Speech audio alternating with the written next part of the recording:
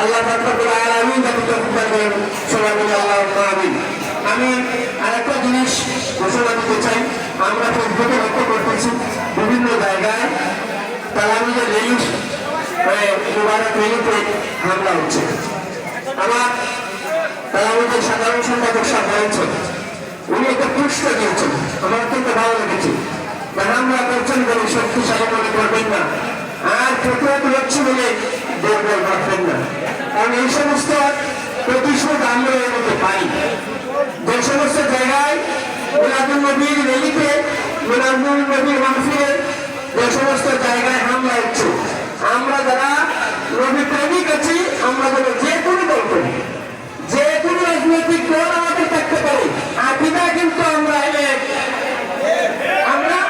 আহলে সুন্নাত ওয়াল জামাত আকিদার দিক থেকে যেহেতু আমরা বিভিন্ন অবস্থায় রয়েছি, সেই হিসাবে আমি অনুরোধ করবো যে আপনারা বক্তব্য করবেন না।